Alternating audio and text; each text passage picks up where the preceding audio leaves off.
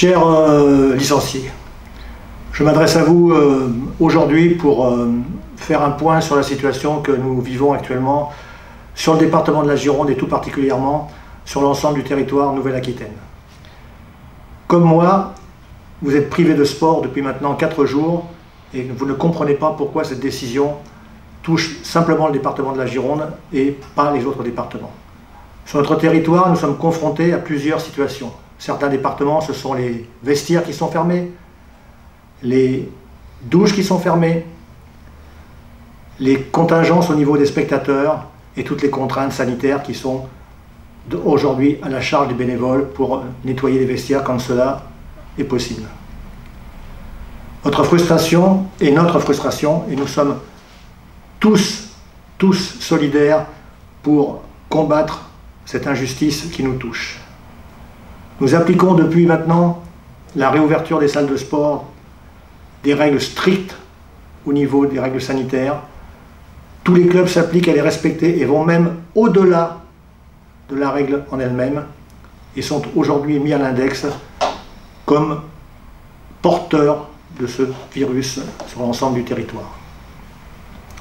Nous avons solidairement entamé des démarches avec le CDOS, le CROSS, la fédération, les fédérations des sports concernés par les sports de salle, pour demander à notre ministère de bien vouloir agir pour faire lever cette fermeture de salle. À ce jour, nous n'avons pas de réponse concernant ces demandes et nous sommes dans l'incertitude totale sur le devenir de l'ouverture des salles. Depuis 5 jours maintenant, vous êtes privés, encore pour une semaine, jusqu'au 10 octobre.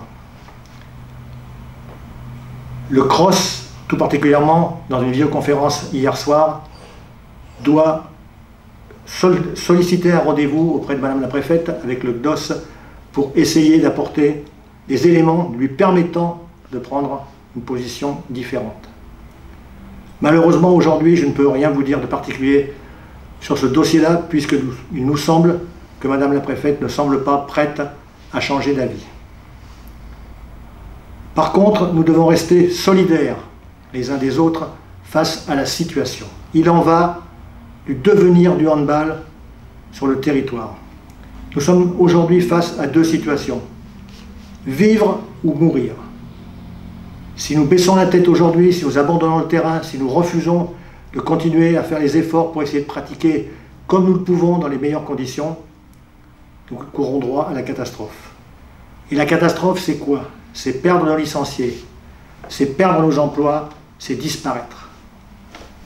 Nous faisons le choix de vivre dans la contrainte, de vivre dans la difficulté, mais ensemble, nous allons faire tous les efforts possibles et inimaginables pour y arriver. Je voudrais à ce niveau-là apporter une communication forte. Il n'a jamais été question qu'il y ait d'inéquité entre les clubs. À aujourd'hui, tous les clubs peuvent reporter les matchs qu'ils ne pourront pas jouer. Il n'y aura ni sanction ni pénalité. Les matchs seront reportés à des dates qui ont été libérées par la fédération dans le calendrier. Nous sommes fixés comme objectif d'aller jusqu'à Noël, dans la situation actuelle, de voir ce qui se passe et de prendre des décisions au mois de janvier en fonction de la situation. Les calendriers ont été établis de façon à assurer un minimum de 10 matchs dans la saison, plus peut-être.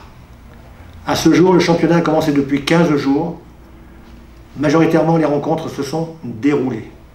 On ne peut pas aujourd'hui considérer que la saison est terminée, faire une année blanche comme certains me sollicitent pour le demander. Il faut croire encore à ce que dès le mois de janvier, nous puissions redémarrer correctement et dans la continuité. Je vous demande aujourd'hui de faire confiance à vos dirigeants qui sont là, qui chaque jour font le maximum pour porter le fer, pour essayer de faire changer les décisions. Nous devons rester solidaires les uns avec les autres. Nous devons combattre ensemble et nous devons tout faire pour réussir à ce que le handball continue à vivre de la meilleure façon possible.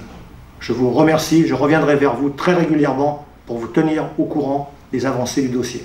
Merci à vous.